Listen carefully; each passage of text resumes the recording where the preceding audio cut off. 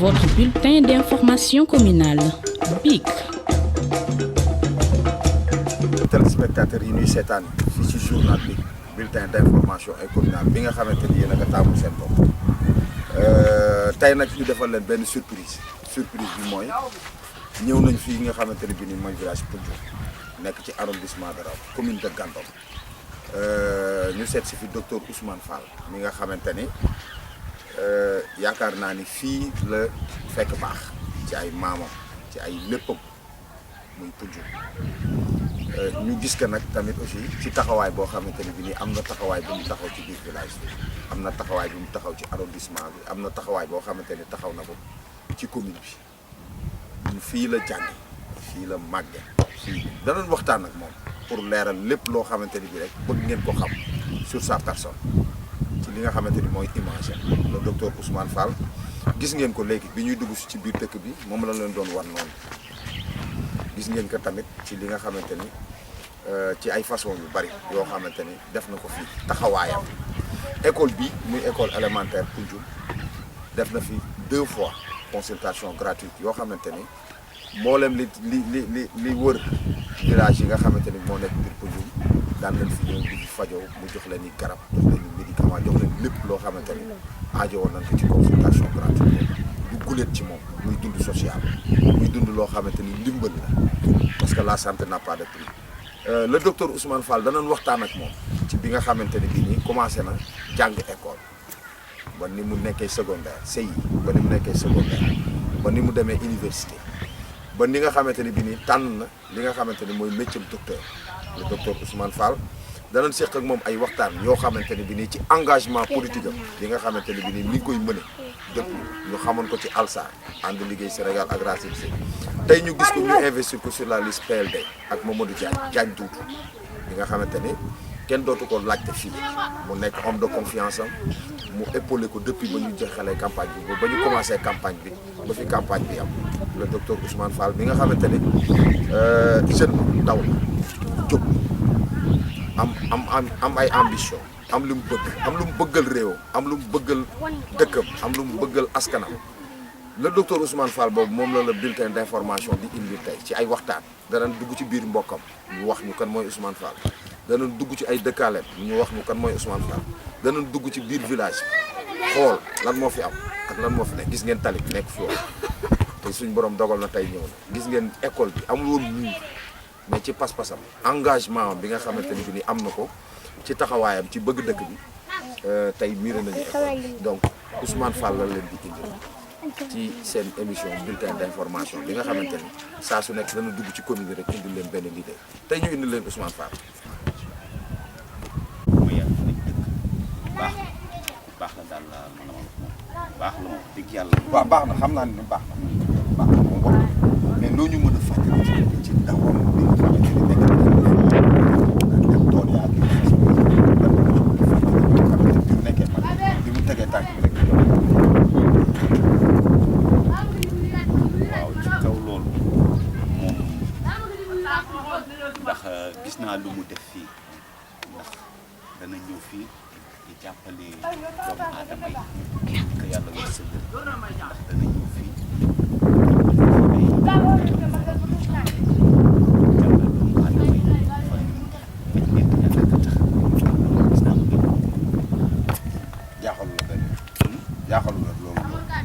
maanaam loolu jaaxalu la daal ndax. xam nga loolu jaaxal la moom. waaw ndax gis naa ne moom da koy def moom. si tundam yëpp la koy def yemul fii ci Poundioul bi mu dëkk tundam yëpp la koy def. loo bokk moom. man di jaay laa si moom. waaw maa ngi gën a ci wàllu yaayam. yaayam yéen a bokk. waaw. di jaay mooy yaay daal. waaw. ñu fàttali mu tur bi. Aline Diop. waaw Aline Diop. waaw bulletin d'information bi ñu lay gërëm bu baax. waaw kay tey nag ñu ñëw rek pour def. Ousmane Fall dama naan rakk la si man parce que dama naan yàgg moo na boole parce que man ni dama fi dëkkul mais dama fi ñëw pour liggéey fi mais ba ma fi ñëwee dama ko fi fekk ba muy doonee élève ba muy doon étudiant léegi ba mu amee diplôme dem di liggéey it ba léegi ñun ak moom kon dafa naa ne dama naan frère la si moom waaw frère la si moom ndax daf ma ko jox cëru frère te frère laa si moom ba tey waaw. ñu ñëw fi tey pour def ay portrait ci moom maanaam waxtaan pour ñu gën a xam Ousmane Fall ndax jafe na ci léegi ñu gis ñoo xamante ni dañuy engagé wu am détermination surtout ci wàllu santé bi ñu nekk loolu ñu mën a wax ci moom. waaw Ousmane ñeme na noo wax si moom parce que li ñuy wax si moom du ñu touché wul parce que mën naa ne ndaw la ni ñun en même temps li ñuy ñeme na wax si moom mooy nit la soo xam ni dafa fier si li mu doon parce que jafe na juddoo si village bu day nii màgg fi di ko tiituroo parce que lu si ëpp bay boo demee tey dans les villes ay mois sa mag moromam ba ko fa ne moom daf fi nekkoon ba dara du dara ba dara doonee dara yi dafa dem di indi di ñëw si dëkk bi parce que mun naa ne la ba mu nekkee étudiant dina partage ak élèves yi bu ñëwee vacances yi muy am dina xam-xam bi ko si yàlla dina seet ñi nga xam ne si moo leen suut àll ba boole leen di leen jàngal di leen conseiller ba mu demee ba dem ba doon di liggéey nag mën naa la wax ni ku si nekk mos na si boobu ndax damay wax ni teraanga du poche ak waaye si li nga nekk boo ko partagé ak nit ñi rek kooku mën naan la wàcco nga ak ñoom kon si wàllu santé bi moom mën nañ see wax bu baax a baax ndax consultation gratuite bu amee si village bi moo ko fi njëkk a indi raw ak feneen en même temps it mu doon koo xam ne si yombal nañu ko yombal nu boppam ubbil nu boppam parce que tey jii mun naan la bu sa bopp day metti léegi nii soo amee crédit léegi boo ko bippee mu woo la soo ko la woowee nga ne ko nangam la mën la nangam loolu jëndal nangam te bu boobaa yi kooku defe naa ni woyofam moo nu ko may daal kon mun naa la wax ne nit am na ay projet yu mu def fii ci biir dëkk bi. waaw lu mel ni tool yi nii. yaatu na loolu parce que tey jii booy sedd màggan ma ne mooy loxoom parce que tey jii mun naa la tey jii boo demoon si canal bi fii bokk na si jeunes njëkk jëngu liggéey fa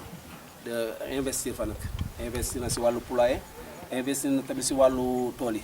parce que tey jii mën naa ne la am na si femmes yoo xam ne daan na leen jël journée di leen fa yóbbu nu koy récolter ñii am na ñoo xam ne da nga ko fay jël di lu leen yóbbu ñu koy répliquer kon yooyu yëpp mën naan la yaatu moom daal projet am yaatu na si wàllu mbay mi yaatu na it si wàllu élevage parce que tey jii tamit boo xoolee am na fi tamit poulailler boo xam amoon na fi poulailler yooyu yëpp tamit mën naa la wax ni yaatal na ko daal yaatal na ko. looy mën a wax ci dëgg rek maanaam ci naqari deretam wala neex deretam wala tempérament am lan nga ci mën a wax. waaw loolu moom damay wax ni nit boo dëggoo rek foog nga naqari deret te dëggoo moo ko may nit ku dëggu la jafe na jamono ji ñu toll nag di wax si nit parce que boo waxee si nit ñu naan lu mu la defal am na lu mu ko defal wala am na lu mu ko may man li ma defal mooy yëg li gën a jafe mooy yëg et puis ni mu menoon ba mu naa la wax ba muy yem ni mu menoon ba muy doonee élève ba mu doonee étudiant ba léegi amoon si man changement kon damay wax ni naqari rek man gisuma ko parce que mënul ñàkk nag mais dëgg fa dëggu ku dëggu la kon nag bu si boolee naqari deret dëggoo moo ko may waaw loolu la si mën laabiir gi nag moom mën nga ñu si wax dara. waaw laabiir bi mooy si li ma wax rek parce que tey jii boo jëlee si wàllu li mu xam ñëw di ko baaxee ay ñoo xam sut na leen kooku laabiir la tey jii boo jëlee si li nga xam ne si mooy liggéeyam mu si jël alalam di ko si def si consultation gratuite indi ay maasam ak i moromam yore leen añ yore leen reer ba ba nii dem kooku laabiiram la tey jii boo gisee wàllu canal bi tamit mu si jël ay jeunes nu fay liggéey kooku tamit laabiiram la parce que bu ko neexoon yemal ko si boppam kon loolu yëpp laabiir la daal. tey mu engagé ci wàllu politique ñu investi ci liste yi maanaam coalition PLD mu nekk ci biir liste yi politique boobu mu indi ci dëkk ndax gis nga ni loolu dina apporter dara ci wàllu infrastructure wala ci wàllu bu mu mënti doon. waaw loolu moom damay wax ni xëy na politique bi dafa doon loo xam ne boo ko waxee rek dañuy yaakaar ni am na looy wutal sa bopp waaye damay wax ni bu ñu xamoon tey ji nu samp nañ fi Ousmane kon damay wax ni kan ñun warunoo laam-laamee ni kan lañu war a jàppale kon dañoo war a jël suñu gaax ak suñu lépp teg ko jox ko si moom parce que su boobaa tamit damay wax ni buñ fa amoon dara it mu doon suñu tiitar te dem yaakaar naa dina si am dara ndax ki faloogul di la jàppale si yenn yi te bu faloo kon yaakaar naa dina ko fa yomb. ànd nga ak moom ci campagne. ànduma ak moom si campagne parce que moment campagne bi yëpp fekkuma fi parce que daf ma fekk tamit si man si beneen parti mais teewul nag dinañ ko seedeel moom si li mu nekk. ban parti. actuellement maa ngi nekkoon si Idiba mais moom laa si nekkoon mais nag moom avant muy dugg si politique ñëw na ba si man nu waxtaan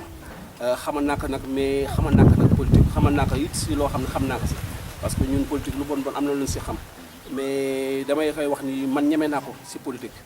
parce que lu jafe la nga ne si beneen parti nga wax si yow nga ñëwee ko ci politique ba pare bàyyil ko coalition am dem am rek beneen coalition waaw xam nga lépp booy seet ba seet dafa fekkoon ni nit ki boo amee si loo sóobul am si loo xam ne dénkoon nañ la ko sa kàddu la jiitu kàddu def ma jiitu mais comme dama koy wax rek naka bañ a yemale rek si local yi su yi passé mu ñëwaat si village am recensé waat village bi di defaat porte à porte nit ñi gën koo xam en même temps bu boobaa mu monté ay secteur monté ay nit gën si ay nitam bu boobaa benn si man damay koy wax carrément xam nga télé la xam nga fu mu jëm mais benn si man su boobaa man dinaa bokk si ñi ko gunge ndax ñeme naa ko. Alioune Ndao maa ngi lay gërëm di la sant. maa ngi lay delloo moo la seet si woon tey loolu def na témoigne gis nañ li nga wax sa rakk tamit mais jàppale ko ci wàllu politique. non day ami incha allah. day am nga samp si bu si ñëwee rek ma ñëw. incha te man maa ngi ko koy souhaité ndam li ñëpp campagne nan mais man ko bëgg naa daal mu am ndam ndax ñeme naa ko. waaw ndax su boobaa yi dinaa la yëgal leen ne engrais dinañu yomb. waaw. maa ngi lay nuyu bu baax. maa ngi lay fay bu baax di la siyaar. Sali Dieng. waaw Sali Dieng la wax. yow loo bokk ak Ousmane Fall docteur. Ousmane doom la ci man. mag la ci man. xarit la ci man. lépp la ci man. waaw mais doom la ba sa yaay sama sœur la. papaam sama papa nijaayam la. kon daal sama doom la sama nijaay sama lépp la. sama xarit la waaw.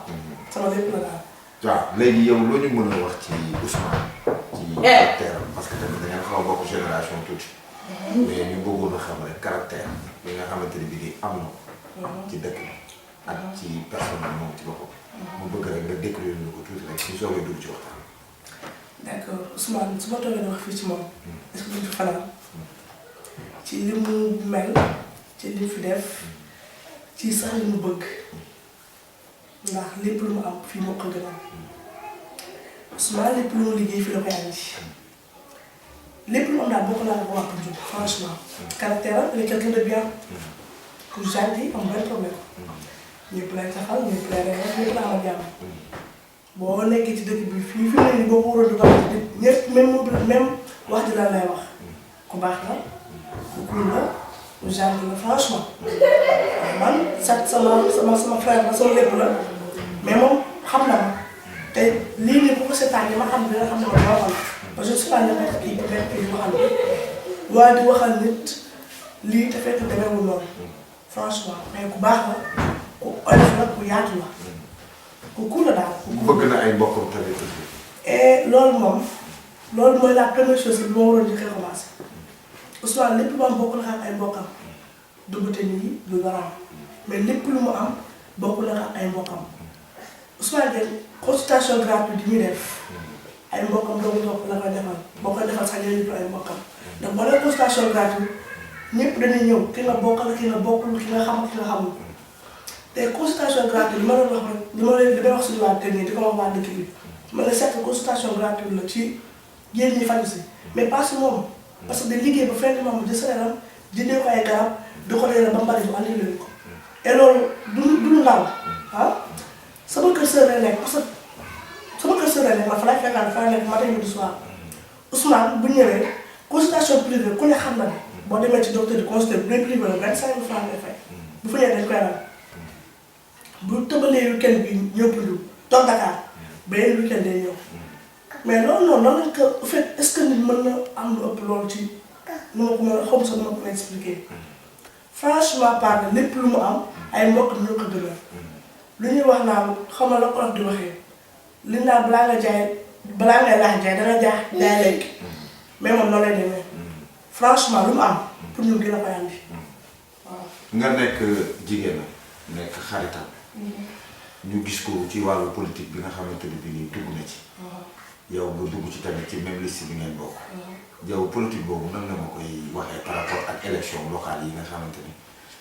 tout récemment rek la ñu tëj campagne bi tey mu nekk repos suba ñu war a voté ci. yow campagne beeg yooyu nan nga gisee taxawaayu Ousmane Fall par rapport ak ci message yi muy joxe ci wàllu politique ci wàllu campagne beeg yooyu. xam nga Ousmane maanaam moom man li may expliqué xam nga sax man li nga xam ne moom mooy pour mu leer maanaam Ousmane dafa sax politique franchement ba lépp lu muy wax dëgg la. xam nga politicien dafa am lu leen di adressé di wax ne politiciens yi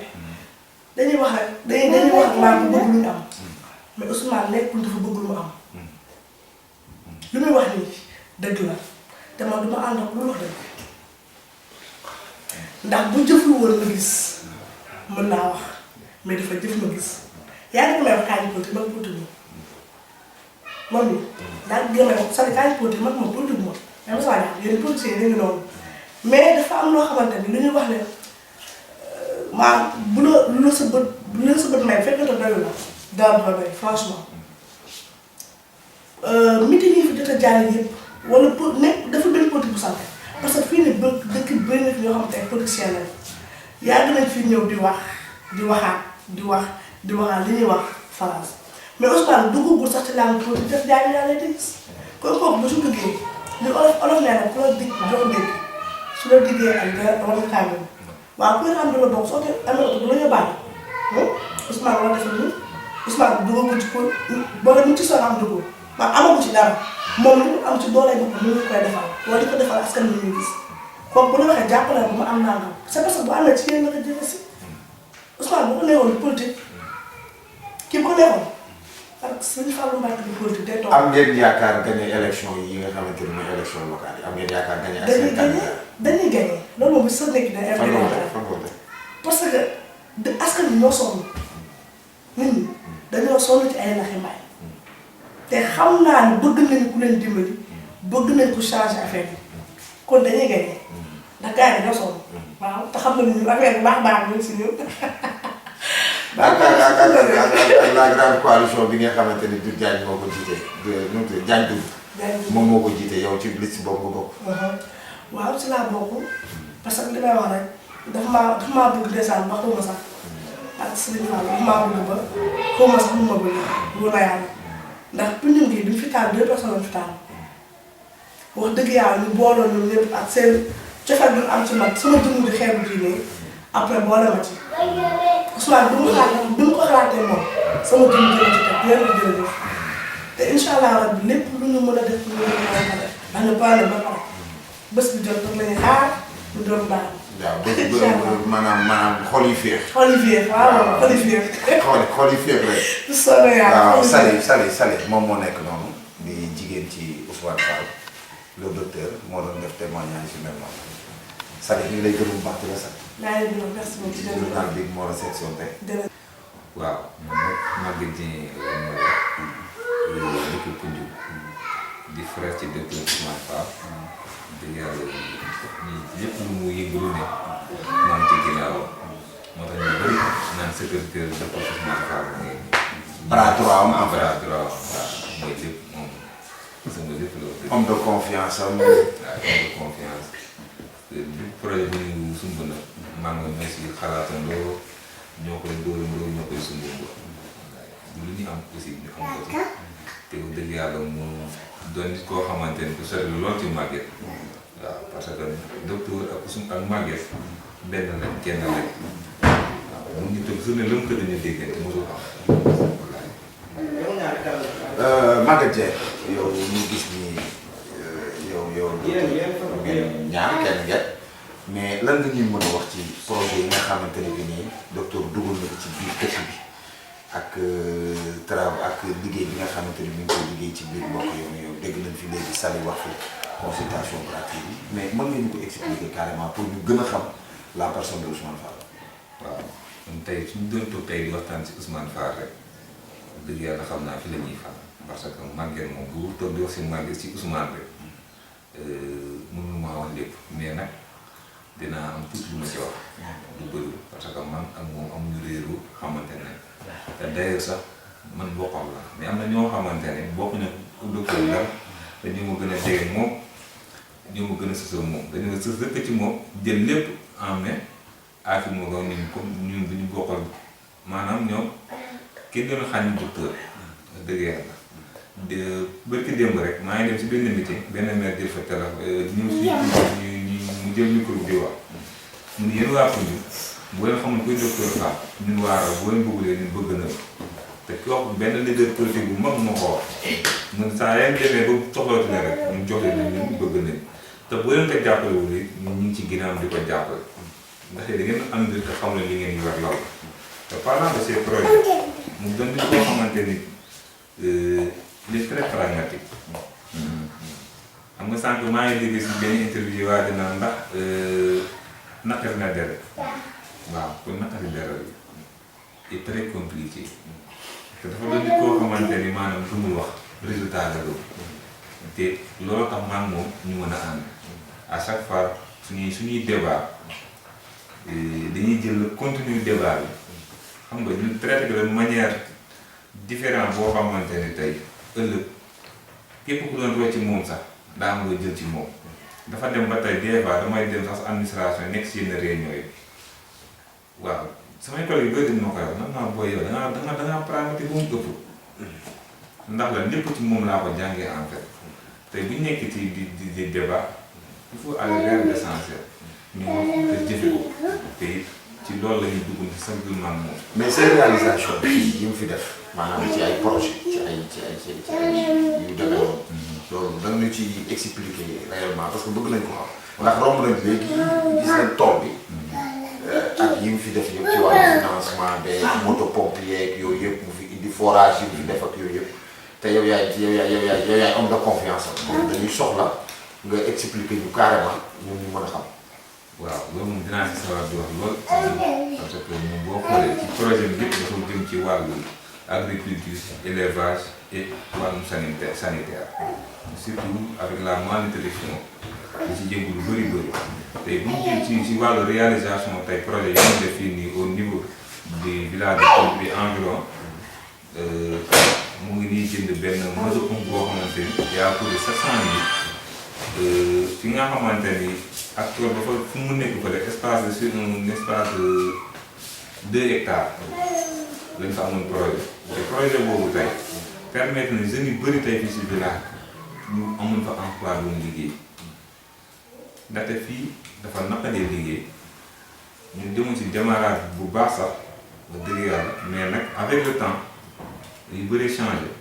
te bu duñ toll ni kenn ku ne xam na ni aussi agriculture dafa am lu koy def ça demande beaucoup de moyens mais nag moom it salarié la jël salaire di ci def parce que c'est très difficile ngay débrouiller ak sa propre salaire bëgg ci di investir wàllum élevage agriculture ainsi que ak yeneen activités sociales yoo xamante ni déjà c'est par rapport à la santé mu doon lu métti lool. bu ñu jëlee tey ci wàllu agriculture parce que si projet 2 hectares yooyu noonu amoon na 4 personnes yi nga xamante ne ce sont des emplois yu fa nekkoon ñu doon jël chaque fin du mois jël poosam di leen fay naam projet ba mën naa wax ni y a une grande satisfaction au début mais nag suñu mujjanteelu campagne dafa ça a été très difficile ndaxte boo xoolee fii nii suñu. tey village de Pointe dafa am lu ko wër ñu ay dëkku Pël naam ngay liggéey jur gi jaafe yàq lu bëri ci projet boobu noonu moo taxoon ba tey jii ni ñu ngi si mais nag moo taxoon ma ne ko nag frère kat nañ jël pause parce que li ma gis ni doxul ñu liggéey am lu lay yàqal ñi nga xamante ni des animaux domestiques yi nga xamante ni fii lañ nekk si village bi et village environnant ñu ñëw di lay yàq lu bëri loo xamante ni yow des fois nga investir aussi du ko jarat moo taxoon ni stand by ba moom te xam naa incha allah am naa ci yaakaar d'ici le mois de mars ou bien février mars bi ñu jëm dañuy yëngalaat bagage parce que ñun agriculture moo ko ñor moo ñu ñor te suñuy projet yëpp ça porte sur l'agriculture. bu ñu ñëwee sur le volet de l'élevage tey amoon nañ benn campagne boo xamante ne dañu doon def ay poulet de chair bi ñu doon élevé. dañu doon jël lu mat 400 sujets di ko yar bien élevé et puis ñu amoon problème écoulement boo xoolee tey fii Saint-Louis benn petite ville te ngay élevé lu mat 400 sujets bu nga ko écoulé ci marché Ndar ak ñeneen ñi bëgg nekk fii di yar là c'est très difficile. day compliqué. ça c'est très compliqué parce que projet boobu aussi. ñu ngi ciy dox ba léegi nii taxuñu bàyyi xam naa ak temps yii nii ak yeneen projet yi moo la woon aussi yu bëri ñu stand by ko daal waaw mais amoon na ay projet yoo xamante ni ñu ngi fi woon quand même. si ñu ngi ci woon. comme lu mel ni mbay mi. du day ni mbay mi ba tey. élevage ba tey moom mu ngi bay ba tey élevage bi aussi. mu forage ngi continuer aussi mu def ko fi. parce que boo xoolee tey am benn jardin boo xamante ni c'est autour de 58 60 mètres bi nga xamante ne tey dañu fa def ay arbres fruitiers. waaw def lu mat 100 pieds limon greffier citron ak ay manguier lañ fa def. Actuellement ni ñu ngi suñu koy soxla démarrer avec un mini forage moo fa nekk bi nga xamante ni tey mu mun a arroser garab yooyu yëpp. nga ànd ak moom ci politique. ci campagne bi ñu gis leen ci tamit aussi gis na leen tamit ci Facebook bi gis na leen partout yéen ñaar yéenay ànd yow Maguette Dieng ak le docteur Ousmane Fall ban taxawaay nga gis mu taxaw ban confiance maanaam dalal xel bi nga xamante ne bii nii dalal na xel waa Poundoul sa xel dal ci ba nga tey nga am confiance totale pour mën a ànd ak moom ci liggéey bi. voilà loolu aussi mu doon beneen bale boo xamante ni sur le plan politique la ñuy ñëwee mu gis ni dañuy ànd nañ fu dem di fu nekk tey di campagne maa ngi fàttaliku temps ci ginnaaw dem nañ zone lañ jël ba benn village bi ñu naan Ndiadiane Ndiaye ñu dem fa ñun leader yi ñu àndaloon ñun léeg-léeg kat da ngeen wax programme wax leen na seen programme pour ñu voter leen. il y avait 5 leaders yi nga xamante ni ñu ngi entouré benn grand c'est un grand monsieur aussi muy waxtaan ak ñoom kenn mënu ko wax programme bi laal mu soufflé ko man ko frère mën naa mën nga dama waxtaan ak grand bi parce que man j'étais très petit su ma demoon di waxtaan ak moom ña fa ne comme je suis bien éduqué su ma ñëwee wax leen yenn yi rek dañ naan kii mooy yara dëkk man sànq bu laa doon gisee mu ma noonu grand bàyyi ma dem mais dama gis ni une fois mu toog mu dem di waxtaan ak grand boobu noonu grand bi mu mujj déglu ñiy waxtaan ba mu jël spécimen bi daa leen koy jox mu jël bibliographie bi jox ko ñun la déet man su ma leen woolee yow laay wooteel parce que man xaw ma candidat mais li nga ma wax rek doy na pour ma voter di la wan ni ambition politique la c'était juste pour le développement bi nga xamante ne tey loolu la ñëpp di def seen gox mu looloo ko yitteel mu ngi mun naa dund sans la politique parce que il gagne très bien sa vie quand même. non man sa personne la maanaam tey li ma bëgg nga expliquer ko téléspectateurs yi ñuy seetaan ñu comprendre la personne de Ousmane Fall maanaam tey bi mu duggee ci campagne bi ak discours bi ak taxawaay bi ak mat gi mu war a taxaw en tant que jeune parce que Ousmane Fall xale la léegi loolu laa bëgg nga expliquer ko ñu partager ak suñu téléspectateurs yi ñuy seetaan. waaw loolu dëgg la boo xoolee loolu lépp lu ko waral daf fi def loo détermination bi en fait. daf fi am loo xam ne daf fi def loo xamante ni ce n'est pas du tout facile nga jël journée consultation gratuite nga organiser def fii nii ngir sa askan ñu budget de presque de 1,8 million nga def ko tey investir ci benn village avec l'arrondissement de Raw ce n'est pas petit avec ses 56 villages d'ailleurs pour la zone de Raw avec les 28 villages yi nga xamante ni ñoom bénéficié wu fii ci consultation gratuite boobu noonu bu dul dara tey boo xoolee mu dem fee ne pour su santé wu Raw am ay appareil médical yoo xamante ne dañ ko jox ñi nga xamante ne dafa permettre tey mu jox ko beneen image ku fa jaar IGP wan ni kat lii de seen doom moo fi def te maa ngi rappelé wu jour bu nga fay yóbbu te loolu mu ma doon si à un coût de 400 000 francs boole ci ay prise en charge médicale yoo xamante ne wax dëgg yàlla nit ku ne nit la ku def fii lu baax ñu wax ko te nit bu déggee nit mu ngi def lu baax saa yu ci amee écho wala mu dégg ko dina bëgg xam ni kooku moom ba tax na saa yu demee ci langue politique bi même leader tey Modou Diagne day toog chaque jour ku jëfee si campagne bu jëli parole en public mu toog muy gërëm docteur Ousmane Fall kon na xam ne loolu lépp nekkul lu gratuit moo ko fi liggéey bu fi liggéeyee woon kenn du ko gërëm kenn du ko sant wax dëgg yàlla mu doon nit koo xamante ni min naa loolu wax ci tey ci langue politique bi te ci leen xamal ni arrondissement Daraw si boppam xam nañ kañ ne docteur Fall te benn message bu may lancé waa Poundoul ñoo am seen docteur Fall fi du dëkk naan mais ne dama jàpp ne moom kese ñoom kese moom moo ko docteur léegi docteuru arrondissement bi ba tax na fépp fu ñu dem ci campagne da ngay dégg femme sax di ko fental war naan ka yaay docteur si biir famille te su ma mënoon way sax dinaa yëgale way mais nag gis nga pour lu wër nga moom il est très déterminé envers sa population bi dëgg yàlla mu doon li nga xamante ne tey bépp ndaw bu ne su sañoon dina mel ni moom ah man de en tout cas man mii di frère ku ma xam ku ne. Saly assuré na victoire bi nee na ñoom ñoo ko def léegi dañoo bëggoon a xam. léegi su fekkoon ne léegi su fekkee ne léegi victoire bi am na. ndax tali bi dana ñuul wala. tali bi dana ñuul goudron bi lañ bëgg quoi bu yegg si waa Peunjoum noonu la ñu demandé. bien sûr que tey bu ñu boo ak Ousmane Fall tout est possible. avec Ousmane Fall tout est possible ça damay affaire bi ci li nga wax. boo xoolee tey sur le plan politique. dafa am ay villages yoo xam ne dafa ñëw wër tey yoo xam te ne amul sans électrification amul sax piste tey bi waa Peunjoum Dakar mu doon loo xamante ne moom mu toog sax dañuy ànd sax mu toog di ko météo bi mu màgg mairie daal la ko def man kaa lii de moo ngi nii mu lii moo tax man loolu dafay motiver pour ñu gën a mën dugg ci tey langue politique ngir dimbali néew yu doole yooyu dimbali ñi nga xamante ne tey fu mu monde bi toll wax dëgg yàlla amuñu courant man daf may sax touché bu ngay dem ci campagne des fois sans électrification ngay obligé taal sa lampe oto di nii wax dëgg yàlla mu doon loo xam ne dafa doy waar trop te mun jàpp naa ne man loolu pour man doon ñu daan rek la des li ko gën a motivé mu dugg si politique bi yooyu bokk na si tey ku ñëw bii nii ku fi ñëw ba ci démb soo ko raw nga koy gaare dox ñëw séeréer boobu boo fi ñënulee doo fi ñëw ndax bëri suuf mu doon loo xam ne lu doy waar te aussi par rapport tey ak village Peunjoum comme que madame la maire def ci indi piste ah ñun bu ñu ñëwee wax ma la piste yi madame la maire def yëpp avec tonton Diagne tout est possible avec docteur Ousmane Fall tout est possible te boo fàttalee léegi tey équipe bu PLD bi dafa composé ñi nga xamante ni ay leader la yu mat leader gis nga sànq maa ngi dégg sax di ko wax si biir interview naan ay médecins ñoo ko composé ay ingénieur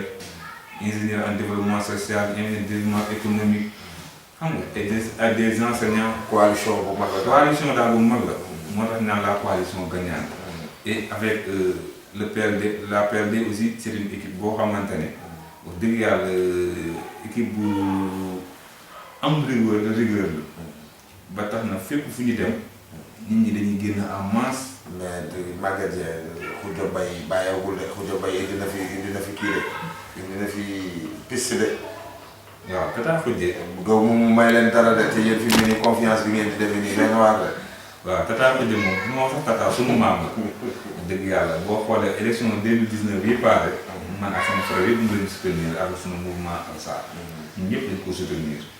ñu ànd ak moom ci njëkk gi terrain dëgg yàlla falaat le président Macky Sall xanaa naam bu fekkoon lu muy woote dëgg la ci moom comme bu élection yi démarré nan mu wooyoon mu woowaat mu def le bilan ñu waxtaan si et puis ñu jàllaat ci leneen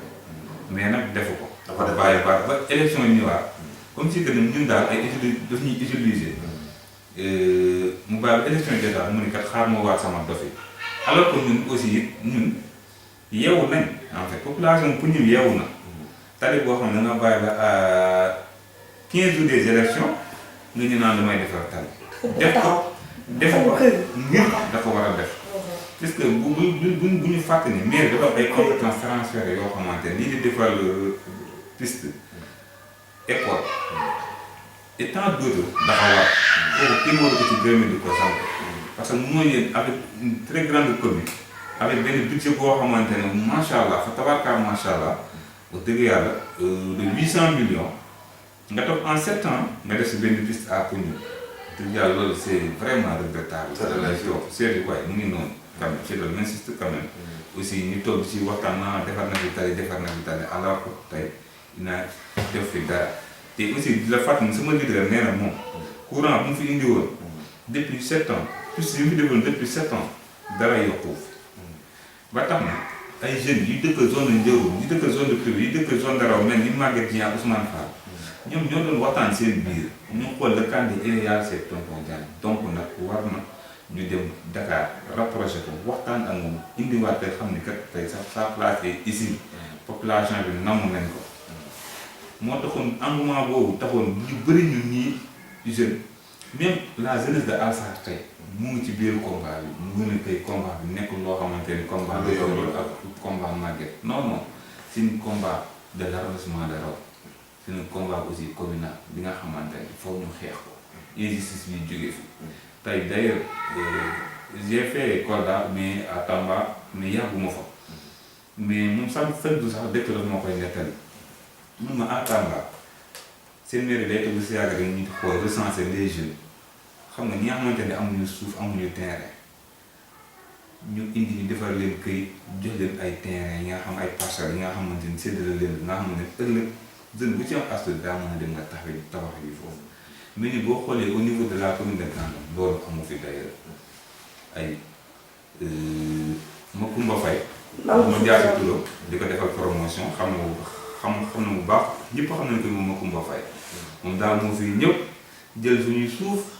jël suñuy espace lu ko neex lay def lu ko neex mu dindi ñun nag loolu injustice boobu dafa rek moo tax madame la maire di Tata Khoudia Mbaye nanu abal rek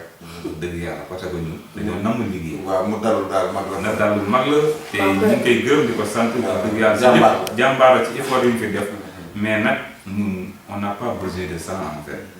te dañoo soxla benn xari kanam ci suñuy commune. wallaay ñu am ci yaakaar ci Ousmane. mu ngi noonu gars yi am yaakaar ci docteur Ousmane Fall bi. ba tax na ñu tabb ko ci liste majoritaire bi tout ce qui est volet santé moom moo ko géré. te bu dara programme PLD tey bu ñuy jiite tey si programme c'est lii moo ko def keneen defu ko. loolu moom danañ ci dugg ak docteur parce que xam naa ne mooy gën a maîtriser mbir mi. su ko defee ñuy waxtaan ci. ba tey yéen a ngi ci seen journal bi bulletin d'information et communal ñu ngi biir Poundiougne Maguette lan doon ci bés bi nga xamante ni mooy pause bi ci élection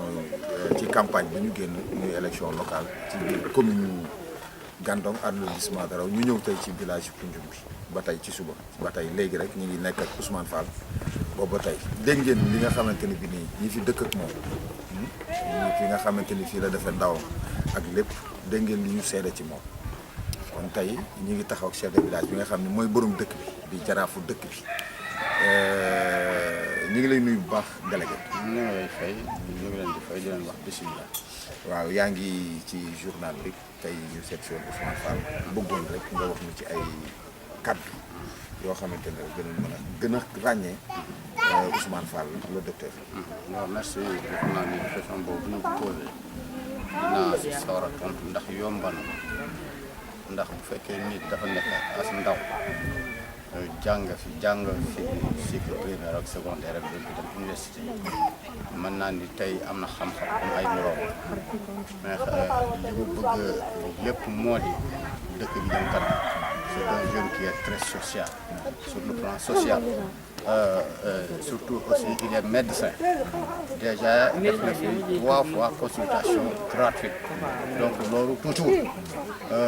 bay tax na mën naa ni yomb na témoigner au niveau de toute la commune de Gandon laay wax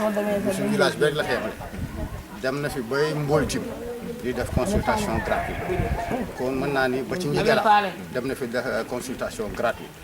il est de père et de mère fii la ñu dëkk dégg naa sax ba xam ñu ngi fi biir mais actuellement ñu ngi Dakar mais ñoom tey bu ñu sañoon la ñu am Dakar ñu indi ko teg ko fii te presque mën naa ni loolu la ñu nekkee cause pour laquelle ma ne yomb na témoigner waaw yomb na témoigner Ousmane yomb na témoigner loolu fii la juddoo ñu xam ndeyam xam baayam moom ñu xam ko aussi mu nekk xale bu yaru quoi xale bu discipliné waaw ku joxe cër ba dëgg nañu dëkk bi avancé loolu moo tax aussi même milité wul à Dakar mais il s'est milité au niveau de la commune de Gandon waaw ñu ko si gërëm ñu si sant moo tax nag lu mu bëgg a tey si suba ba ngoon ñu ngi si gannaaw waaw. nga nekk délégué fii ci village Poundiougne yaay délégué de quartier bi ñu gis ni lu mu am rek moom dëkk indi fii comme ni nga ko waxee léegi. absolument lan ak lan la def ci dëkk bi loo xamante ne bi nit ñi mën nañ ci teg seen bët ñun ñëpp ñu xam. Premièrement je viens de vous le dire déjà consultation gratuite tuutiwul. ay tool tamit aussi amul. absolument lépp lu ñu yëngatu ci lu jëmee kanam rek muy ay tool mi ngi ci déjà il a fait je pense que 3 hectares de terre yoo xamante ni une partie man maa ko jox waaw kon nag kooku te mën naa ne xëy na dafa am ñu muy jàppale dafa am ay doomu ndiyaay yu muy jàppale si dëkk bi loolu moo tax mu def yooyu aménagement waaw xëy na sax des na ba léegi mais ba léegi loolu mooy programme waaw loolu yëpp mi ngi si moo tax mooy c'est un jeune qui est c'est un débutant mais il est très social surtout mu wuti ay mbokk. ci wàllu docteur bi mu nekk mu jàng ko comme métier mu nekk loo xamante ni mooy spécialiste ci wàllu docteur bi mu nekk mais ñu gis ni dafa dugg ci wàllu politique boobu comme ni ñu koy waxee rek c'est l'art de gérer la cité. Absolument. kon moom ci wàllu politique boobu laa bëgg nga duggal ma ci bu baax a baax ndax yéen ñëpp dajaloo ngeen rek nekk ci ginnaawam poussé ko parce que œuvre boobu bi muy def. Absolument, parce que ñëw na fi barki bi si campagne bi mais def naa ne dëkk bi wan na ni ka yow doomu dëkk bi te ni nga fa nga bëgg a jëmee dëkk bi di nekk xaleel sur le plan politique da ngay am base fii mooy base am cause pour laquelle bi mu ñëwee dëkk bi yëpp génn na ndax bëgg-bëggam moom donc politique moom da ngay am nit waaw boo amulee nit amuloo dara te moom waaw am base déjà am na base xale la c'est un débutant mais déjà dafa am base waaw ndax taxawaayam moo tax mu am base waaw sur le plan politique aussi kenn ku si nekk yaa ngi xëccee jëme sa kër moom it dafa xëccee jëme kër loolu moo tax bi waa këram jàppale ak ñoo xam te ne sax xëy na xamul leen sax waaye dañu gis politique sur le domaine social bu muy def loolu moo tax gars yi topp ci ginnaaw waaw jërëjëf. waaw léegi Ousmane Fall moom ci boppam bi nga xamante ni def na lépp ba dellusiwaat fii ban message nga am boo xamante ni di nga ko wax digal ko pour mu gën a yokk ay jéego pour mu gën a mën a dem ci kanam. mooy tànk yi mu nekk rek tànk yi mu nekk di ndaw am éducation joxe cër xam nga xale dafay joxe cër xale bu amee joxe cër mag yóbbu ko fu mu yaakaar te nekk na ndaw ay moroomam yu nekk ndaw ñoo topp ci ginnaaw mais ci joxe cër bi mu joxe loolu moo tax ay moroomam ak ñu ko mag topp ci ginnaaw am ci moom nag yaakaar bu baax a baax am nañ ci moom yaakaar bu baax a baax ndax li mu ñu mat moo tax waaw loolu laa témoigné si Ousmane di sama jarbaat ndax sama jigéen moo ko jur waaw ñuy bégg si moom ñu ngi koy bégg bu baax a baax di ko ñaanal yàlla nag am nañu yaakaar si moom mu gën a jëm sa kanam. jërëjëf délégué ñu ngi lay gërëm bu baax di la sant. jërëjëf ñu ngi lay gërëm bu baax di la sant. jërëjëf lii moom mënu woon a ñàkk ci émission bi. liggéey yàgg nañ ci théâtre yàgg na yàgg waaye macha allah yow nga ci xam daal dem nañ fi bu Pador te macha allah gëm nag boppam gëm li muy def wala teeg ay leaderam ak ay dëkkandoom ay magam ay rakam ay jàll kii woo macha allah moom daal li ma gisee daal xam naa ne koy jàppale mu dem ci yàlla àndee. yéen a ngi ci ginnaawam di ko jàppale ci wàllu politique ak ci wàllu bu mu mënti doon. di ko xeexle guddeeg bëccëg. incha allah Ousmane Fall nag mu dugg ci wàllu politique. est-ce que xaaroon nga ci moom dëgg nag tey jii mu dem beneen liste boo xamante ni du liste état maanaam nguur gi tey Benno Bokk Yaakaar Ousmane Fall wan leen ginnaaw dugg ci la grande coalition bu ñuy wax PLD. yow loolu bi mu ciy ñëw waxtaan ngeen ci wàllu politique comme ni ngeen ko daan defee rek xam nga léegi wax nga fi def ngeen dem nañ Podor. Podor metti woon loolu. tey mu dugg ci wàllu coalition PLD looy mën a wax ci loolu. waaw loolu moo def ci sant yàlla baax a baax surprise nag la ma dikkee mais mi surprise bu neex a neex parce que ki mu ànd ak moom muy Diagne Doudou te moom itam dafa nekk leader boo xamante ne si macha allah dafa gëm li muy def Ousmane tam ñoo xool tund bi yëpp fii ba Saint-Louis ba Gandon mu xool gis Diagne Doudou mi kat ku ànd ak moom macha allah dina def mu fekk si ko investir mu ànd ak moom population bi yëpp ànd cee moom gëm boppam la gëm li bis problème bi mooy lan gëm sa bopp rek soo gëmee sa bopp rek incha allah rabbi parce que base bi mooy seet bàngo lañ jaar mooy Pador bi commencement racine si gis nga mu metti loolu mu gëm li muy def di rampi gëm lu fii kon nag dañ koy sant yàlla lépp lu ñuy ñaan daal fan nii li ñuy ñaan ñu gagné élection yi gagné mairie bi yàlla jàppale ñu si barke Nabi Moussa loolu daal la ñu gëm daal waaw. Ousmane Fall jël ay engagement maanaam digge fi ne loo xamante ni ci wàllu politique tey bu ko yàlla mayee ndam ci fii nga xamante ni mooy Foundiougne mu war fi def tali wala fi def yeneen ak yeneen ndax loolu yéen a ngi am yaakaar gañe ko ci ni ngeen ko gisee ci taxawaay ci local yi ba nga xamante ni bi nii tey loolu dana mën a am. waaw loolu moom en même temps yi bi ñu diggee parce que dañuy yóotu li ñuy yóotu bu ñu ko jotee boobaa nag mën nga taxaw diggee parce que boo diggee te xamaguloo nu muy demee daal di métti parce que ndaw gi soog a door bul diggee bàyyi lépp ci loxol yàlla rek ramper rek ba ñaan yàlla li ngay jot li nga yaakaar nga jot bis boo ci jotee rek dina neex ay mbokkam ñu ngi jóg jàppale ko ay dëkkandoom ñu ngi jóg jàpp parce que xam nañ ni gëm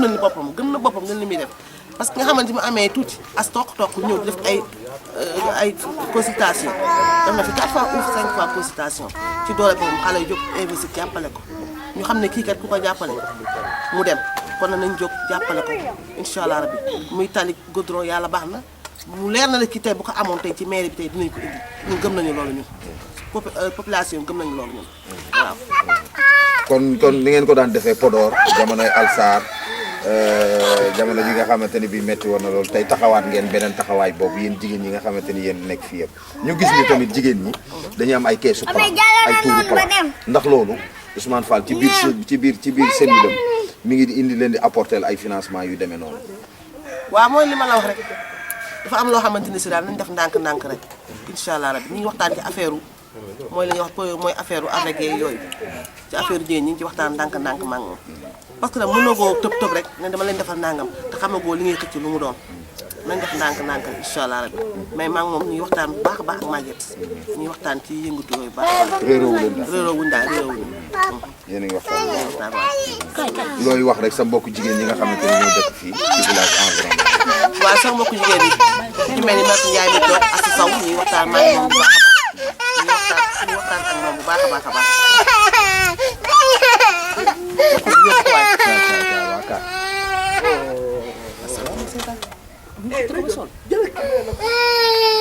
ci wàllu keesu plan yi. wàllu keesu plan yi xew. xam nga keesu plan léegi dafa xew. ci wàllu financement développement des femmes yooyu yëpp laa bëgg ñu waxtaane ci rek Ousmane Fall mi ngi ci dugal loxoom wala. waaw keesu plan yi mi ngi ci dugal loxoom mën naa ne fii ku luy ñun dañoo am benn groupe WhatsApp boo xamante ni si bu ñu laa bokk lañ ko tuddee ku ci am sa problème sa malade wala nga am sa programme da ngay taxaw ne maanaam exemple Ousmane Fall yaay suñu docteur ñu ko am nañu lii mu jóg dugal ci loxoom jàpp ci bu baax a baax a baax ñu naan noonu la ñu dundee ak moom waaw. léegi nag looy wax sa bokk jigéen ñi nga xamante ñoo dëkk biir Koungheul te fas yéene nekk ci développement des femmes ak tur yu demee noonu. waaw loolu moom li ma ci wax moom loolu moom neex naa parce que fii ñu dañoo nekk dëkk boo xam ne benn village benn bopp la xàccandoo dóorandoo mooy lan li muy yóot nañ ko si jàppale rek incha allah bu ko jàppalee bu neexee yàlla yonte bi dinañ ko am bu ñu ko jógee jàppale mu dëgg suñun sax suñu xol te ñu benn famille bi la incha allah dinañ xàccandoo dóorandoo xol dina sedd waaw loolu laay wax sama mbokku jigéen tout le temps nañ jàppale Ousmane Fall parce que ndaw bi soo ko doon boo ko jàppale incha allah bi mu gëm li muy def gëm boppam gëm dëkkam kon nag mooy jóg jàppale ko xeexle ko ba incha allah bi li ñuy yóotu ñu jot ko indi ko ci dëkk bi ñu ñëpp ñu bokk bu soobee yàlla ak ñoom bi ci kat barke nabi Moussa loolu lañ ñaan yàlla waaw. jërëjëf Ndeye Fall ñu ngi lay nuyu bu baax a baax di la gërëm di la sant bu baax a baax. mën ma woon sax xam exact lan laa doon wax Ousmane li ma lay wax ci moom dëggu man moo ma bàyyi ci moom moo ma boole ak moom sànq maa ngi lay wax ni la yàgg na may woo pour ni ma nañu ànd politique man ak moom man la noonu man ko carrément politique moom. amul dara lu la naka ci dëkk bi loo xam ne bëgg nga ko signaler. bëri na dëkk bi lu dafa naka di bëri na mooy ñàkk xëy bi première chose bi ma gën a soof ci Koungheul metti ma fi mooy ñàkk liggéey sunu femmes yi fi nekk femme battante yi fi nekk fajar la ñuy xëy 5 heures du matin la ñuy ñëw di waaxu yoon bi dem Laurent di fa liggéey ji te loolu dafa metti 5 heures du matin la ñuy xëy di wàcc 15 heures nag ba tàng la ñuy wàcc ñibbisi su ñu amoon tey ji fii nii ay financement yu dëgër wala liggéey bu dëgër dootu ñu xëy dem di doori ji waar li ma doon wax sànq damaa dem barki démb di campagne sama benn kër maam fekk fa ñetti paa yoo xamante ay kilifa lañ duñu waxantu ñu ne ma Sali ma ne ko naa mun ma bu la neexoon nga toog seen kër docteur ma ne ko ma ne ñu ne ma docteur bu ñëwul woon sax campagne ñu ne jëlee ko par force mu campagne pour ñu gañe fi mun ma sama ordonnance ñu ngi nii toog ñu ngi nii docteur léegi la fi andi te dëkk bi nekk dafa bëri ay diabétique bëri ay tensionnaire kenn jënditu si garab ñoom ñëpp docteur leen di consulter gratuit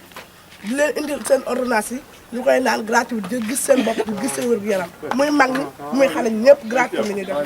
di ko ñaanal yàlla suñu borom dafa ñu ndam ci lii ñuy waaj a wut ñu am ci ndam ñu sedd guyu incha allahu rabbi di wax man kontaan naa bu baax a baax a baax caractère lu ma leen waxoon dëgg ma bàyyi ci moom fulla fayda ak jom ñett yooyu la boole dëggu fulla fayda ak jom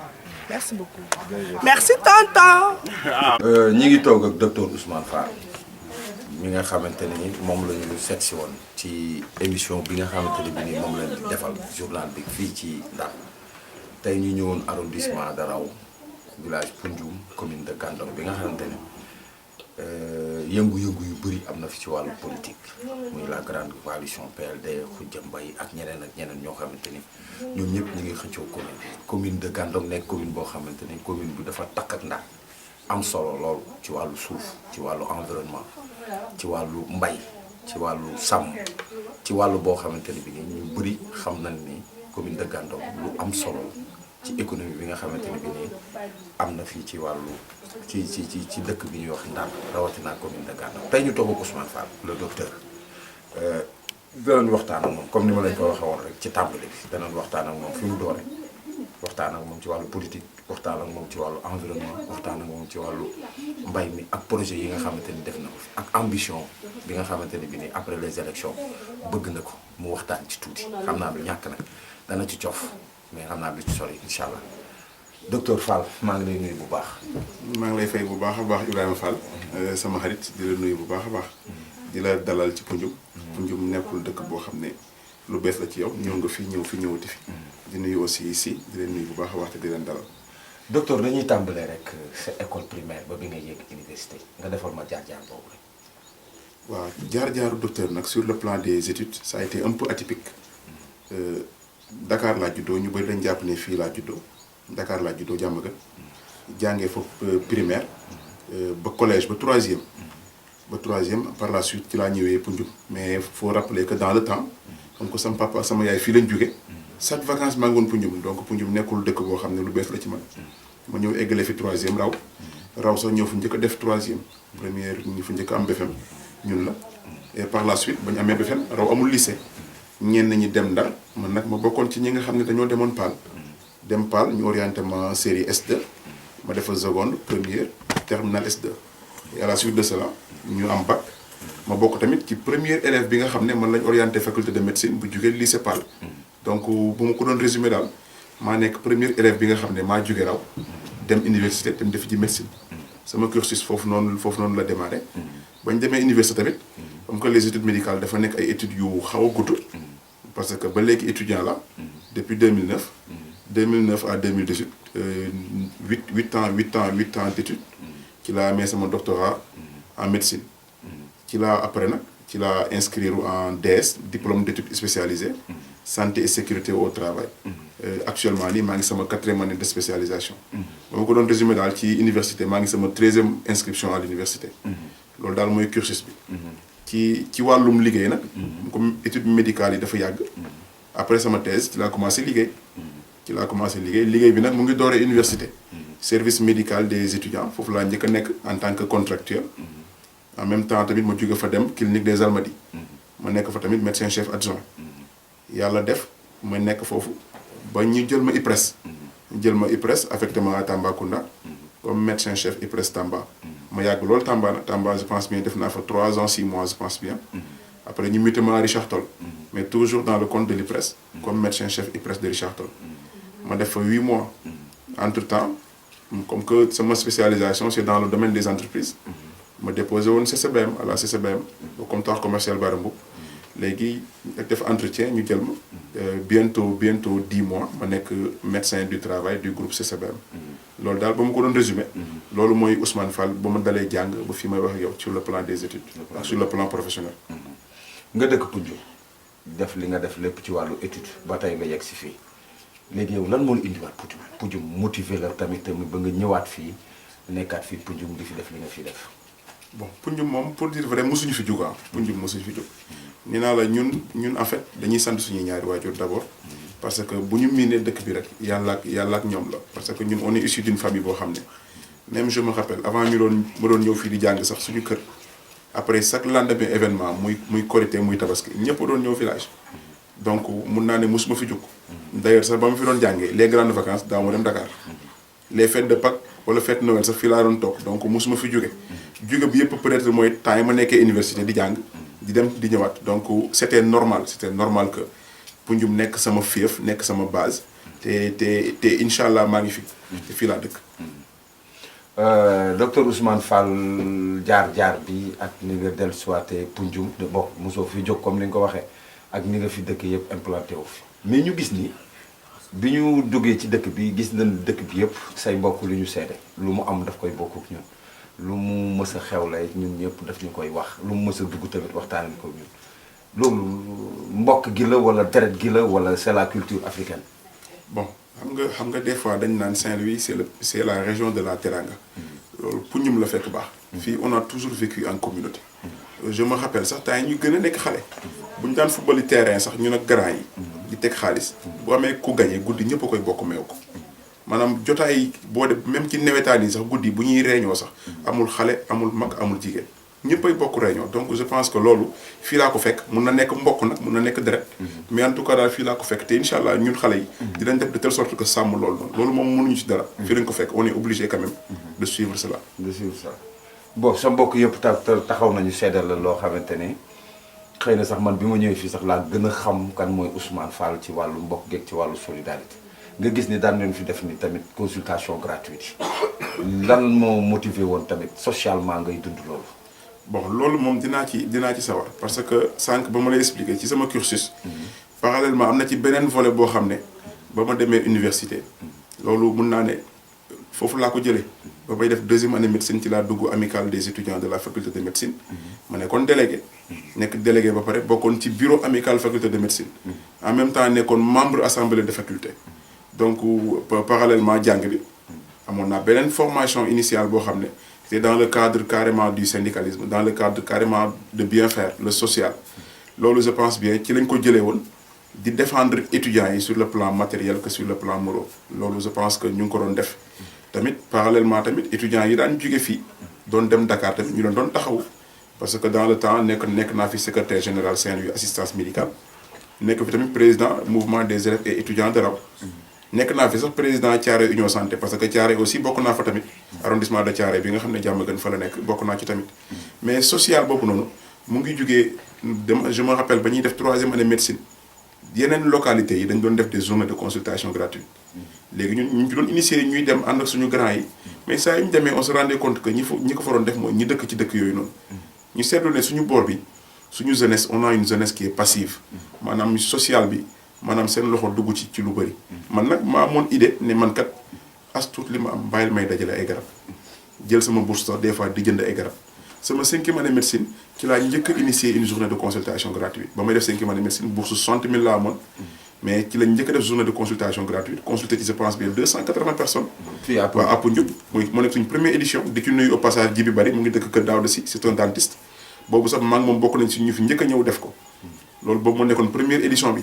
Actuellement, au niveau de Poundioub, uniquement au niveau du village de Poundioub, nous sommes une 3e édition en termes de consultation gratuite. Raw, on a fait une journée de consultation gratuite. C'était une consultation pédiatrique et bucco-dentaire au niveau carrément de Raw. Ça n'a rien à voir avec les autres activités que nous avons fait Raw. Parce qu'au niveau de Raw, poste de santé, nous avons fait mais on s'est rendu compte que ce qui manque de matériel de beaucoup. Parce que en fait, qui connaît la maladie asthmatique, l'asthme c'est une maladie grave. Da ngay ñëw Raw poste de santé bi quelqu'un qui avait fait une crise d'asthme du sax am un appareil nébulisateur pour lever la crise d'asthme ñun en tant que médecin ñun suñu xel dalul ci loolu parce que fii suñu mbokk ñoo fi dëkk idée boobu lañ amoon man ak suñu mouvement le mouvement Alsar bi nga xam ne xam nga ko bu baax a baax suñu mouvement Alsar ñu collecté lu ñu am ñun utee ko ay matériel jëndee ko nébulisateur tensiomètre saturomètre ainsi que ay consommables ñëw ba ci poste bi dajale leen kat ne lii ñun ñoo ko jàppale poste bi parce que defaluñ ko sax poste bi mais suñu population dëkk lañ ko defal. boobu noonu bokk na ci activités yi nga xam ne def nañ ko. parce que ñun suñu suñu mouvement bi comme nañu la ko waxee sànq Alsar c'est au niveau de l'arrondissement de Raw. arrondissement bi ça couvre les 4 communes carrément du département de Saint-Louis. dañ koy def au niveau de la ci commune Ndiabène Gandio di ko def ci Paal. di ko def ci Fass mais comme que commune Gandon fii mooy suñu fief lu ñu am moom fii mooy jiitu loolu moom c'est normal fii nii mooy jiitu ça nous est même arrivé sortir en dehors même département Saint-Louis dem nañ fi ba Diagne dëkk Racine Sy def fa une grande journée de consultation gratuite Gandiol aussi dafa passage waaw Gandiol dem nañ fi ba Gandiol ba def fa tamit jox leen dotation en terme carrément de matériel parce que seen case bi boor ba dafa am benn case boo xam ne le case n'était pas fonctionnel case boo xam ne amuloon sax tensiomètre tu vois ce que ça fait